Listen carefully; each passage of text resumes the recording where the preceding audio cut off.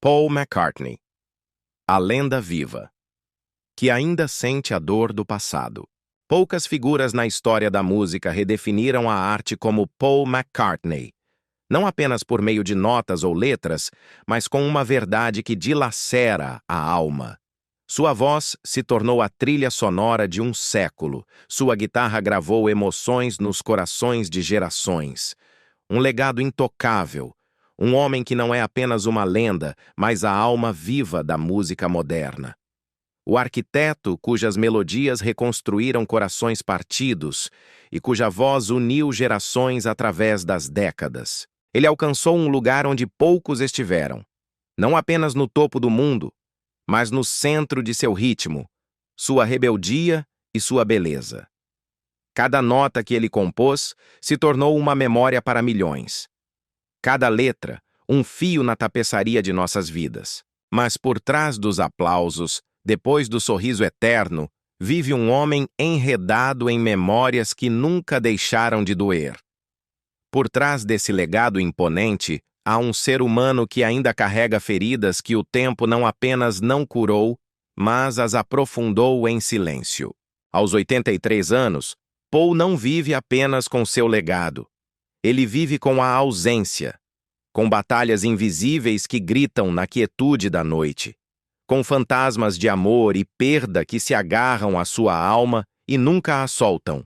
Estas são as sombras que nem mesmo os holofotes mais brilhantes puderam dissipar. Antes que o mundo conhecesse seu nome, antes que uma única nota ressoasse em estádios, existia apenas um garoto crescendo em meio aos escombros da Inglaterra do pós-guerra.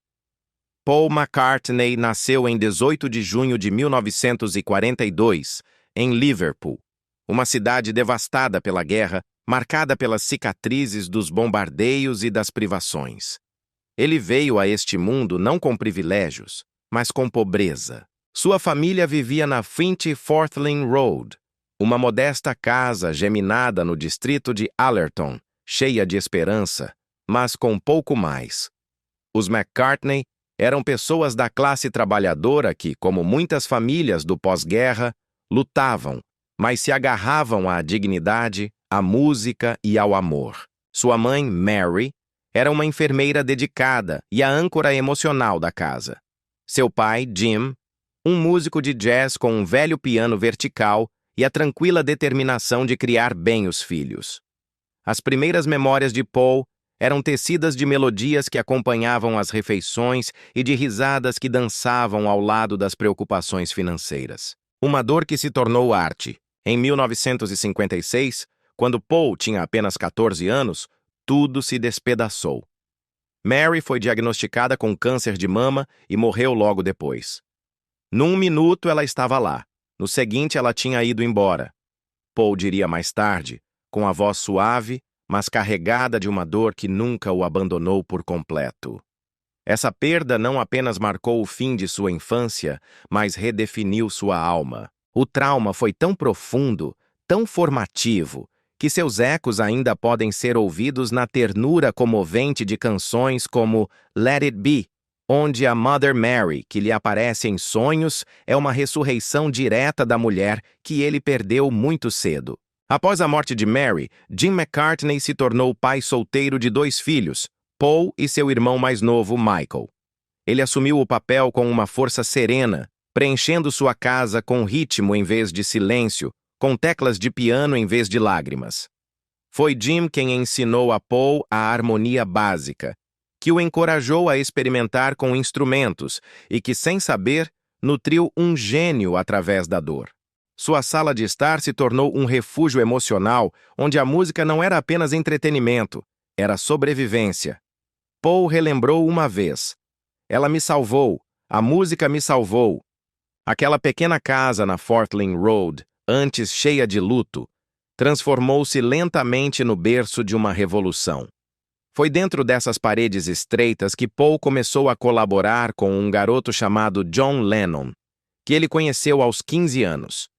Eles escreveram canções no chão acarpetado, tocaram guitarras em sofás desgastados e criaram as primeiras faíscas do que mais tarde se tornaria The Beatles. Hoje, o número 20 da Forthlin Road não é apenas um sítio histórico, mas um lugar sagrado. Em 1995, a National Trust o restaurou ao seu estado original, preservando-o como o útero humilde, mas poderoso, de um movimento musical que mudou o mundo. Para milhões de fãs dos Beatles, não são apenas tijolos e argamassa, é terra santa. Olhando para trás, os primeiros anos de Paul não foram apenas um pano de fundo, foram o crisol que forjou sua alma. A tranquila resiliência, a dolorosa ausência de uma mãe, o consolo encontrado no calor de um piano, tudo isso se tornou os fios tecidos na tapeçaria de sua genialidade. Ele não apenas se levantou das adversidades, ele as transformou. Cada harmonia assombrosa, cada nota que um dia acalmou um coração partido, começou no silêncio que se seguiu à perda. Sua jornada daquela pequena casa em Liverpool até o palco global não é apenas uma história de fama. É um testemunho do poder inabalável do espírito humano. E nisso, a infância de Paul McCartney não é apenas inesquecível, mas imortal. À sombra da dor, às vezes o destino tece os laços mais poderosos. Quando Paul McCartney conheceu John Lennon em 1957, não foi apenas um encontro de mentes, mas uma comunhão de corações partidos. Ambos haviam perdido suas mães cedo demais. Como a tragédia forjou os Beatles, na história do rock, o encontro entre John Lennon e Paul McCartney se tornou um mito. Mas para além da lenda, foi uma comunhão de almas quebradas. Ambos haviam perdido suas mães de forma trágica. John em um acidente de carro em 1958 e Paul apenas 2 anos antes, quando ele tinha somente 14. Essa ferida compartilhada, crua, é indizível, forjou uma irmandade enraizada na dor, mas expressa através da melodia. A música se tornou sua linguagem de cura, seu escape da dor que persistia nos momentos de silêncio. Eles começaram como 2 garotos tentando preencher o vazio que a morte havia deixado, dedilhando acordes na modesta casa de Paul, na Forthlin Road, transformando o luto em canção. Essa sala se tornou seu primeiro estúdio, seu carpete gasto testemunha do que mais tarde seriam revoluções musicais. Das cinzas dos Quarrymen, uma banda de skiffle liderada por John, surgiu o núcleo do que se tornaria The Beatles. Mas por trás da lenda havia uma prova implacável, rejeição constante, longas noites de dúvida, duras críticas do público local e a fome exaustiva para serem ouvidos. O vínculo entre eles se aprofundou não apenas através da harmonia, mas também através das dificuldades. Depois veio outro golpe. A morte de Stuart Sutcliffe, o baixista original dos Beatles, e um amigo próximo. Stuart não era apenas um companheiro de banda. Era uma alma profundamente entrelaçada com a identidade inicial do grupo.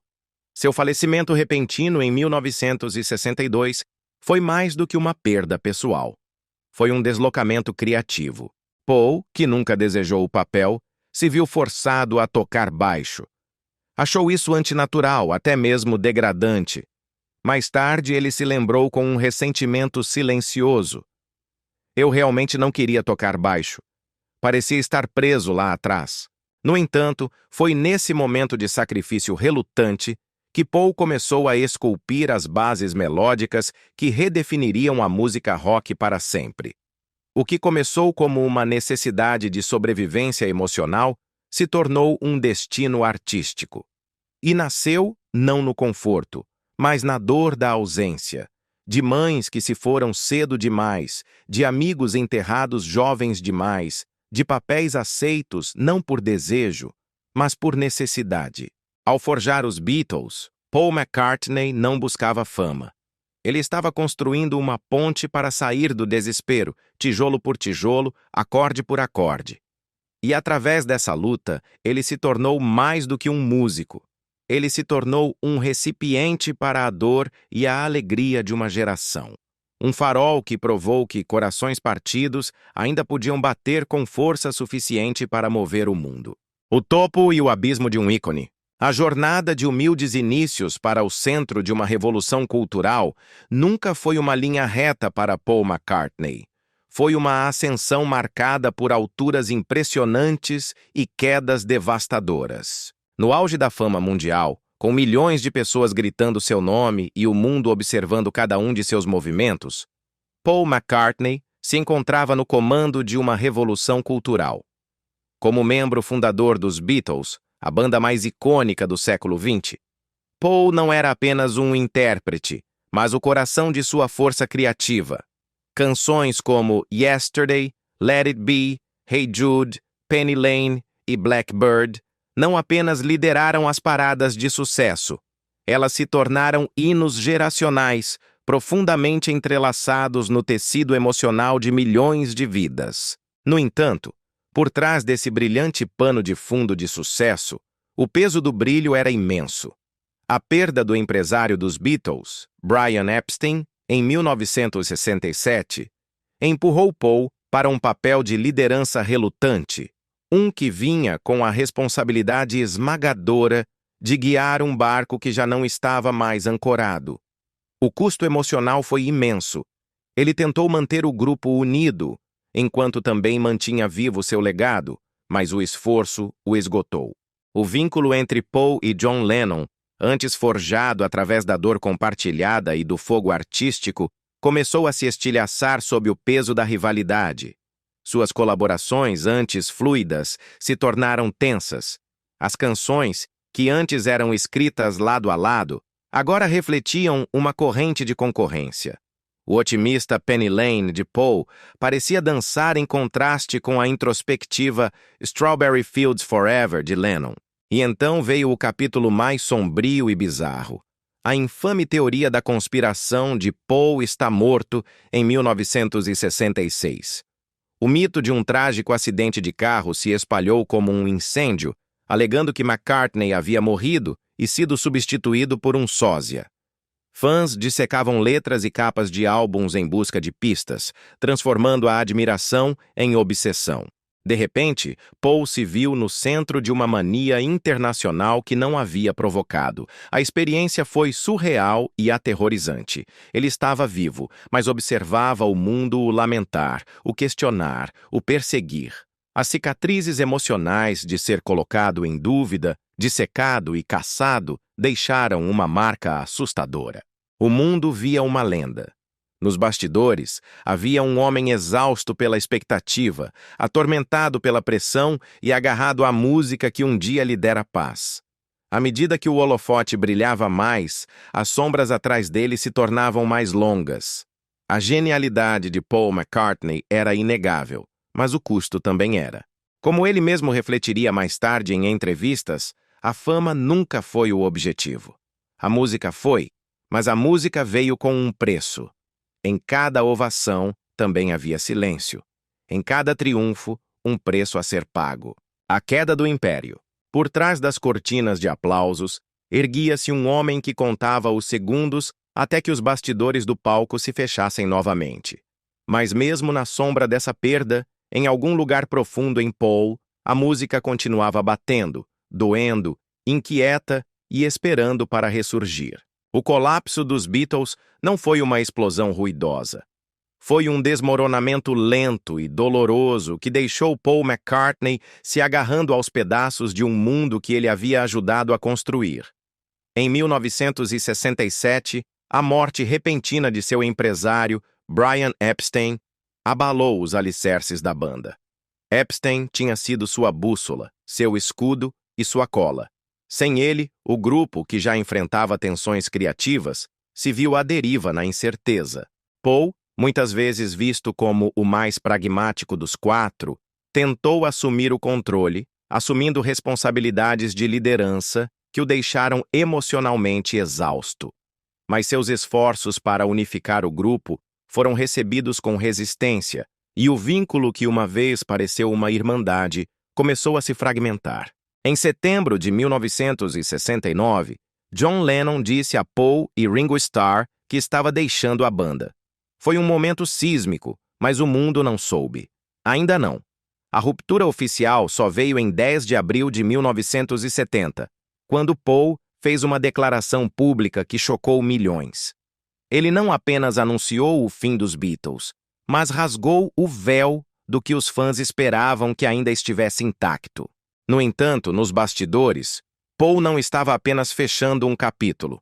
Ele estava se desintegrando por dentro. Para ele, os Beatles nunca foram apenas uma banda. Eram sua família, sua identidade, seu santuário. Perdê-los pareceu como perder seu senso de si mesmo. Em entrevistas posteriores, Paul confessou ter experimentado uma profunda depressão após a separação, retirando-se para sua fazenda na Escócia, onde tentou desaparecer do barulho. Ele bebeu muito. Vagou emocionalmente. Questionou se a música tinha algum significado. A dor não ficou em silêncio. Transbordou na música. A faixa solo de Paul, Too Many People, foi vista como uma crítica velada a John Lennon, um reflexo de frustração e decepção. A resposta de Lennon foi dolorosa. How Do You Sleep? Uma canção que atingiu fundo, com farpas sobre os supostos defeitos criativos de Paul. Esses duelos musicais não eram apenas alfinetadas. Eram expressões de angústia, de uma dor disfarçada de agressão. Dois amigos, uma vez unidos pela melodia, agora só se comunicavam através de notas amargas. Olhando para trás, McCartney descreveu a experiência como um dos períodos mais sombrios de sua vida. O mundo viu a ruptura como o fim de uma era. Paul a sentiu como a morte de algo sagrado. O que tornou ainda mais insuportável foi o silêncio que se seguiu, a ausência de conversas que poderiam ter reparado o vínculo antes, a quietude que se instalou onde uma vez houve risadas e harmonia. Os Beatles não eram apenas uma banda, eram um milagre. E quando esse milagre terminou, a luz se apagou por um tempo. Não apenas no mundo, mas no coração de Paul McCartney. O renascer de uma fênix, ao emergir das ruínas dos Beatles, Paul McCartney enfrentou um silêncio que parecia mais forte que qualquer rugido de estádio que ele já conheceu. A perda da banda não foi apenas uma transição profissional. Foi um desmoronamento espiritual. Pela primeira vez em mais de uma década, ele estava completamente sozinho em sua arte. Em 1970, enquanto a poeira da ruptura ainda baixava, Paul lançou seu primeiro álbum solo, intitulado simplesmente McCartney. O que parecia um projeto tranquilo era, na verdade, um grito desesperado de um homem que lutava para se reconstruir a partir de fragmentos. Paul tocou todos os instrumentos, gravou grande parte em casa e o construiu mais como terapia do que como performance. Os críticos da época rejeitaram o som cru e sem polimento, chamando-o de auto-indulgente. Mas anos mais tarde, muitos voltariam a ouvir o trabalho com novos ouvidos e encontrariam nele a voz honesta de um artista quebrado que se atrevia a criar na escuridão. Em 1971, ele lançou Rem, um álbum colaborativo com sua esposa, Linda. Este também foi recebido inicialmente com duras críticas. Alguns o consideraram desfocado, outros o chamaram de caprichoso e carente do apelo de seu trabalho com os Beatles. Mas, em retrospectiva, Rem se tornaria um clássico cult, um disco que críticos e fãs viriam a apreciar por sua vulnerabilidade e inventividade. Paul não estava apenas tentando recuperar a magia dos Beatles. Ele estava reescrevendo sua identidade por completo. Dessa luta, Paul formou o Wings em 1971, uma banda que incluía Linda McCartney e o guitarrista Danny Lane. Para Paul, o Wings era mais que um grupo. Era um espaço seguro para se reinventar, um novo santuário onde o peso da comparação podia ser aliviado momentaneamente. E, no entanto, o caminho foi tudo menos fácil.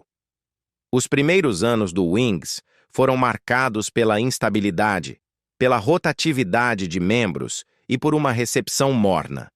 A pressão para ter sucesso, sempre com o fantasma de Lennon-McCartney assombrando, era implacável. Mas Paul persistiu, impulsionado pelo amor, pela memória e pelo anseio de se conectar. A recompensa veio em 1977 com o lançamento de Mole of Kintyre, uma balada que disparou para o primeiro lugar no Reino Unido e se tornou um dos singles mais vendidos na história britânica, superando até mesmo os sucessos dos Beatles. Como Paul McCartney se reconstruiu, foi um momento de triunfo silencioso, não de uma ressurreição chamativa, mas de algo mais profundo, a redenção através da perseverança. A música se tornou meu escape. Paul diria mais tarde: quando você perde as pessoas que costumavam te entender sem palavras, o único lugar onde ainda pode falar livremente é em uma canção. Estes não eram apenas álbuns, eram coletes salva-vidas criados não para os críticos, mas para a sobrevivência. Cada nota era uma conversa com a dor, com a esperança, com as sombras que a fama nunca pôde apagar.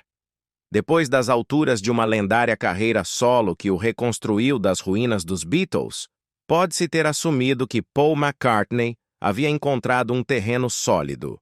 No entanto, mesmo em meio aos aplausos e ao ressurgimento artístico, uma história ainda mais profunda estava se desenrolando em silêncio, uma que não estava escrita nas paradas de sucesso ou nas manchetes, mas esculpida no mais profundo de seu ser. Na vasta história da vida de Paul McCartney, nenhum capítulo é mais dolorosamente humano do que sua história de amor com Linda McCartney, uma mulher que foi muito mais que sua esposa. Ela foi sua âncora, sua colaboradora, a mãe de seus filhos e a força constante que esteve ao seu lado quando o mundo lhe virou as costas. Eles se conheceram durante o auge vertiginoso da Beatlemania em meados da década de 1960. No entanto, em Linda, ele não encontrou a histeria de uma fã, mas a companhia tranquila de alguém que realmente o via.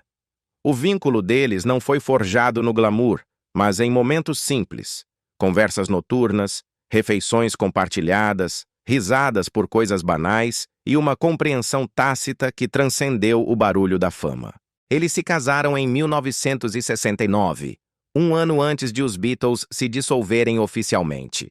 Enquanto o mundo chorava a ruptura de uma dinastia musical, Paul encontrou a salvação em Linda. Juntos, eles criaram 4 filhos: Mary, Stella, James e Heather, a filha de Linda de um casamento anterior, que Paul adotou com amor. Eles não apenas construíram uma família, mas construíram uma vida enraizada na simplicidade, longe do caos dos holofotes. Mas Linda não era apenas uma dona de casa. Ela se tornou uma parceira criativa vital na jornada de Paul depois dos Beatles. Ela aprendeu a tocar teclado, juntou-se a ele na banda Wings e subiu ao palco na frente de milhares, apesar das duras críticas da imprensa e dos fãs que não acreditavam que ela pertencia ali. Mas Paul nunca duvidou. Ele acreditava nela completamente, e sua presença no palco era seu ato de desafio e devoção. O amor deles enfrentou sua prova mais brutal em 1995, quando Linda foi diagnosticada com câncer de mama aos 53 anos. A mesma doença que havia levado a mãe de Paul quando ele tinha apenas 14. Paul, com 53 anos na época, foi lançado em uma repetição de pesadelo da dor. Era um eco cruel do passado, um déjà-vu devastador que reabriu cicatrizes que ele havia passado décadas tentando enterrar. Ele descreveu a experiência como um apocalipse pessoal, dizendo em uma entrevista à BBC: "Eu chorei por um ano. Foi a pior coisa que me aconteceu." Linda faleceu em 17 de abril de 1998, aos 56 anos. Paul, com 55 anos, perdeu não apenas sua esposa, mas a mulher que o havia mantido íntegro. A dor da morte de Linda não era daquelas que desaparecem com o tempo. Estava gravada em suas canções, em seu silêncio, em suas expressões. Ele uma vez lembrou como até entrar em uma sala vazia se tornou insuportável. A música se tornou tanto seu refúgio quanto seu tormento. Cada nota lhe lembrava a mulher que uma vez dançou em sua cozinha, que cantava desafinada, mas com tanto coração, que transformou um ícone mundial em um homem melhor. Após o falecimento dela, Paul fez longas caminhadas sozinho, passou horas no campo e frequentemente caía em longos períodos de silêncio. Ele admitiu: "Você nunca supera a perda de alguém assim. Apenas aprende a viver junto com a tristeza." Apesar da perda esmagadora, Paul finalmente encontrou forças para continuar. Manteve-se dedicado às suas causas compartilhadas: vegetarianismo, direitos dos animais, ativismo ambiental, e carregou a tocha de Linda em cada entrevista, cada projeto, cada memória. Seus vídeos caseiros, suas fotografias e sua voz em velhas gravações se tornaram lembranças sagradas. No momento mais sombrio de sua vida, Paul McCartney não apenas chorou, ele transformou sua dor em um legado de amor. E ao fazer isso, ele lembrou ao mundo que por trás de cada grande homem não há apenas uma grande mulher, mas uma história de amor frágil demais para as manchetes, pura demais para o cinismo e eterna demais para ser esquecida. Mas justamente quando ele tentava encontrar a estabilidade novamente, a vida lhe lançou outra tempestade. Uma que testaria sua resiliência não através da morte, mas através da traição e da angústia de um tipo muito diferente. O próximo capítulo não era sobre cura, mas sobre sobreviver a um amor que o deixou mais exposto do que nunca. Quando Paul McCartney conheceu Heather Mills em 1999, ele tinha 57 anos e ainda estava se recuperando da dor de ter perdido Linda. Heather, uma ativista e ex-modelo, entrou em sua vida como um turbilhão de mudança, oferecendo-lhe a esperança de que o amor, uma vez despedaçado, poderia ser reconstruído. Eles se casaram em 2002, e Paul, aos 60 anos, ousou abrir seu coração novamente. Mas o que começou como uma união curadora, rapidamente se tornou um dos capítulos mais dolorosos de sua vida. A relação com Heather Mills se desenrolou sob o olhar implacável da mídia, transformando-se em uma tempestade de mal-entendidos, desconfiança e enredamentos legais. Eles tiveram uma filha, Beatrice, em 2003, e por um momento Paul acreditou que um novo começo era realmente possível. Mas as rachaduras apareceram logo, com rumores de tabloides e a opinião pública dividida. Paul, que uma vez foi o símbolo da resistência romântica com Linda, agora se encontrava sob uma luz completamente diferente, escrutinado, criticado e encurralado.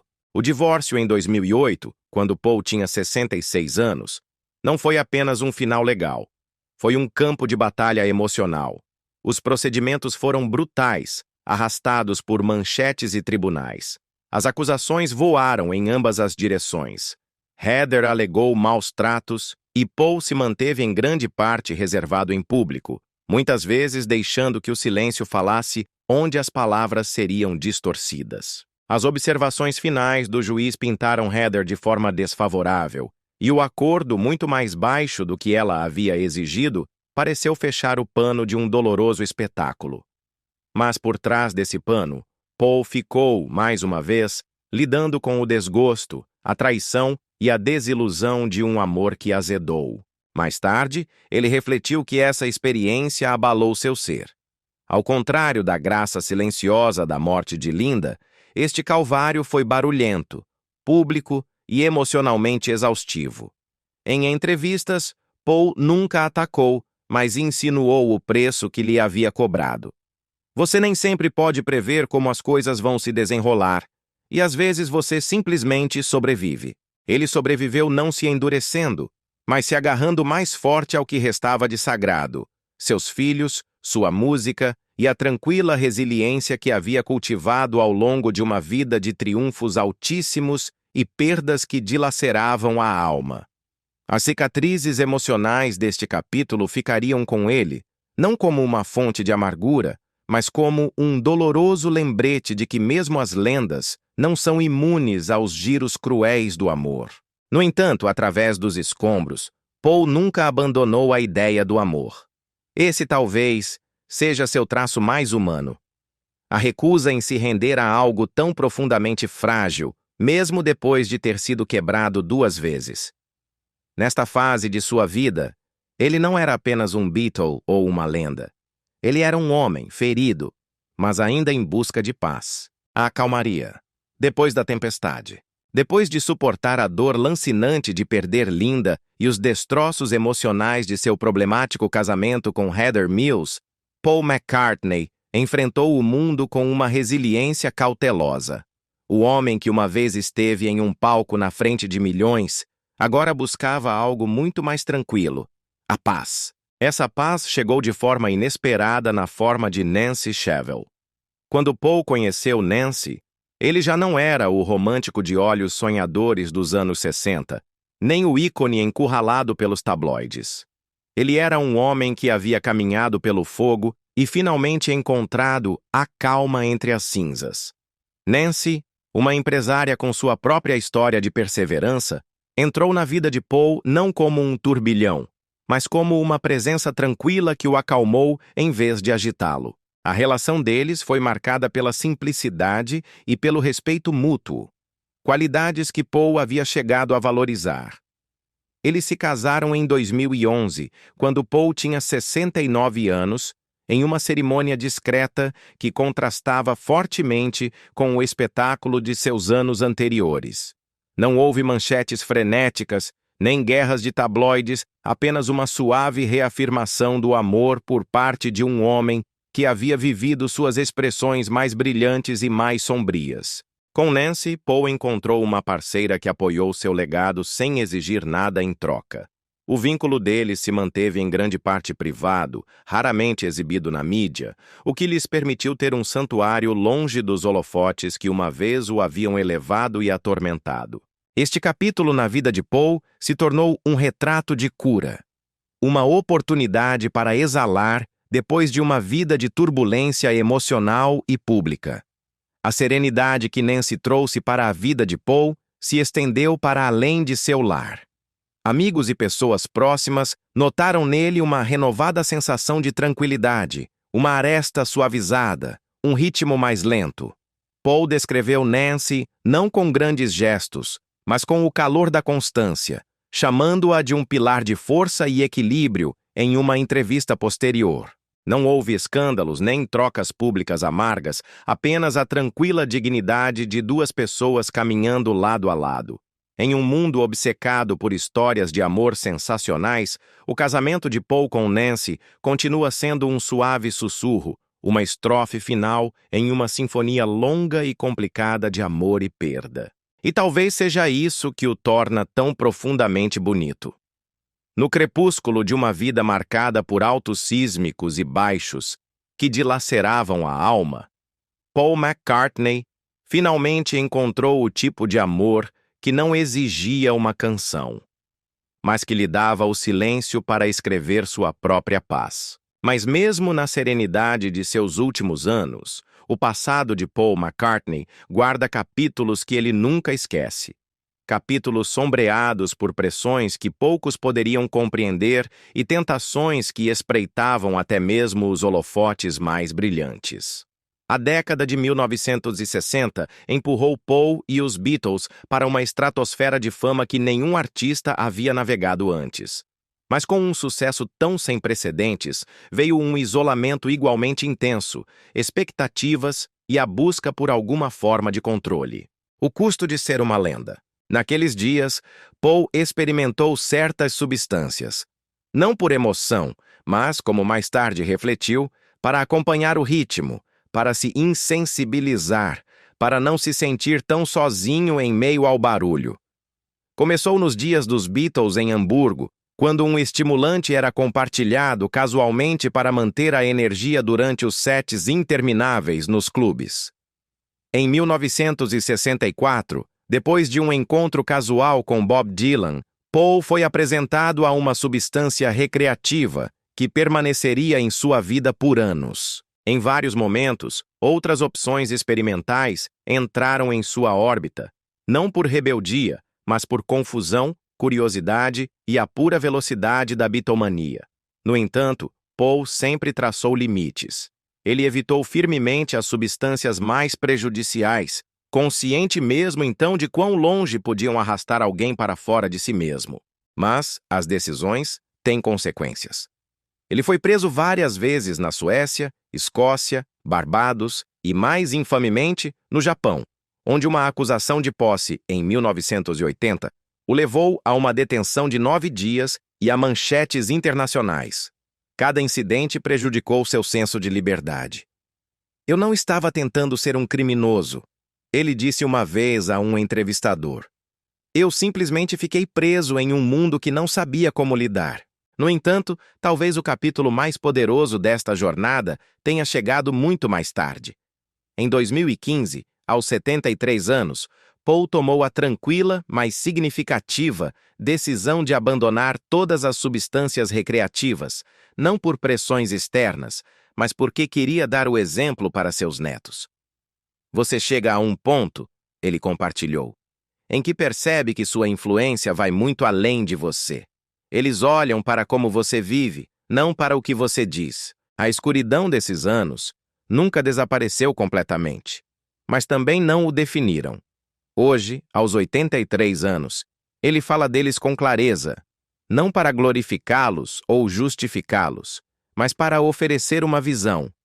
Ele não romantiza o passado, nem o nega, simplesmente o conta como foi.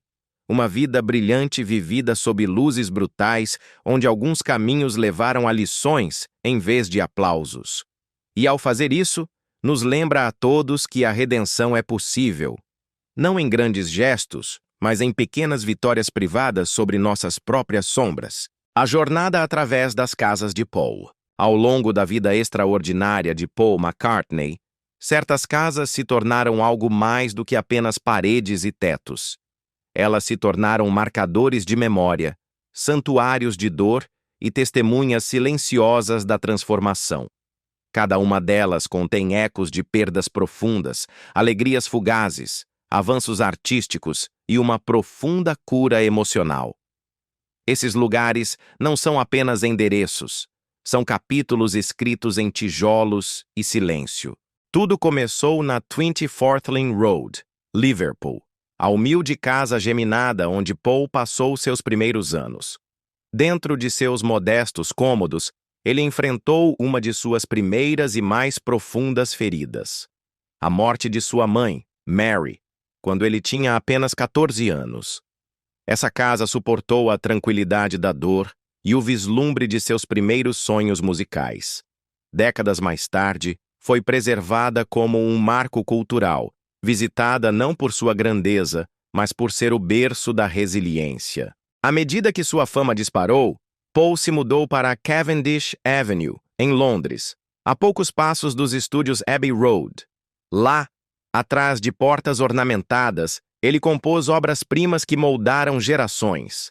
Era um paraíso criativo, o coração da era dos Beatles. Anos mais tarde, em um momento de fecho de ciclo, tornou-se o local da íntima recepção de seu casamento com Nancy Shevell. Um símbolo de que, mesmo em locais de memória pública avassaladora, novos começos podem florescer. Quando os Beatles se separaram e o mundo de Paul desmoronou, ele se retirou para High Park Farm, na Escócia. Os ventos fortes das terras altas correspondiam à sua tempestade interna, mas foi lá, longe dos paparazzi e da pressão, que ele se reconstruiu. Com Linda ao seu lado, ele criou animais, cuidou dos filhos e compôs canções encharcadas de autenticidade. Mull of Kintyre, inspirada nessa terra, se tornou um hino à simplicidade, ao amor e à cura. Mais tarde, na Blossomwood Farm, em Sussex, outra lembrança foi plantada, literalmente. Ali se erguia um pinheiro dado de presente por George Harrison antes de sua morte. Paul disse uma vez que falava com ele como se estivesse falando com George. Aquela árvore se tornou mais do que uma homenagem. Tornou-se uma conversa entre velhos amigos, um enraizado na terra e na eternidade. Nos Hamptons, Nova York, Paul preservou a casa que Linda adorava. Após a morte dela, ele optou por não vendê-la. As paredes, a varanda, a luz, tudo eram lembretes de seu riso. Não era uma propriedade imobiliária. Era um museu de amor que ele mantinha silenciosamente vivo. Mas nem todas as casas lhe trouxeram consolo. Em uma cobertura em Manhattan, Paul procurou refúgio, mas em vez disso encontrou frieza. Apesar do seu luxo, ela parecia sem alma, desconectada. Com o tempo, ele a vendeu com prejuízo. Não por dinheiro, mas porque ela não ecoava nada que importasse. E em Beverly Hills, ele encontrou espaço para chorar. A mansão não era apenas tijolos e glamour.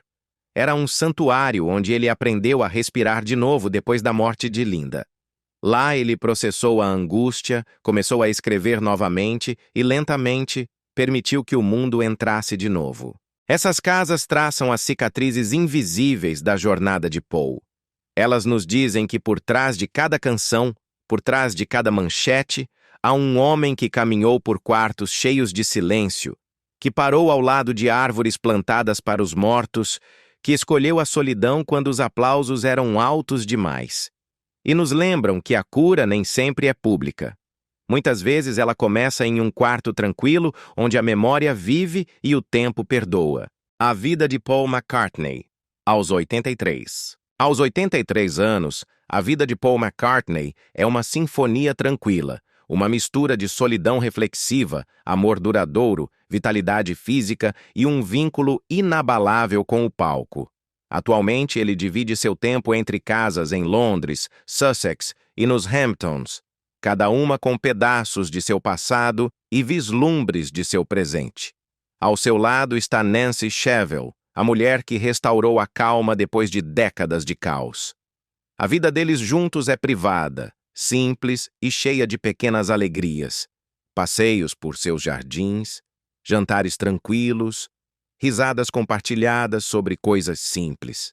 Mas nenhuma quantidade de serenidade pode silenciar completamente o eco das perdas de Paul. Ele ainda carrega os fantasmas de sua mãe Mary, sua amada Linda, a dissolução dos Beatles e as mortes de John Lennon e George Harrison. Em uma entrevista de 2023, ele admitiu: "Há noites em que eu ainda procuro por memórias que parecem fumaça. Eu temo o dia em que não consiga mais me lembrar de suas vozes. Essa vulnerabilidade não enfraquece seu legado. Ela o humaniza." E, no entanto, Paul resiste. Notável por sua saúde para sua idade, ele continua com uma dieta baseada em plantas, yoga diária e longas caminhadas. Deixou para trás quaisquer vícios anteriores, comprometido agora com a clareza para sua família e para si mesmo. Seu rosto envelheceu, as linhas se aprofundaram, mas contam histórias, não um declínio. Seu humor permanece, assim como sua mente afiada e criativa. Em 2024, Paul lançou a turnê Got Back, que o levou por continentes a estádios lotados. Fãs de todas as gerações cantaram canções escritas antes de muitos deles nascerem. Não foi apenas um show. Foi um reencontro entre um artista e as vidas que sua música ajudou a moldar. A partir de 4 de agosto de 2025, seu tão esperado novo álbum de estúdio está finalizado, marcando outro marco criativo em uma carreira que simplesmente se recusa a desaparecer. Financeiramente, Paul continua sendo um dos músicos mais ricos do mundo, com ativos que ultrapassam US$ 1 bilhão. Embora não tenha revelado publicamente seu testamento, acredita-se amplamente que ele planeja dividir seu legado entre seus filhos e causas filantrópicas, um gesto que reflete sua crença de toda a vida em retribuir. Paul McCartney, aos 83 anos, não é apenas um homem que se aproxima do fim de uma jornada lendária. Ele é a prova de que o propósito não se aposenta, que o amor pode curar até mesmo as feridas mais profundas e que a música, quando nasce da verdade, nunca envelhece. Ele vive cada dia com reverência pelo passado, gratidão pelo presente e um silencioso espanto pelo que o amanhã pode trazer. Amanhã pode trazer. Amanhã pode trazer. Amanhã pode trazer. Amanhã pode trazer.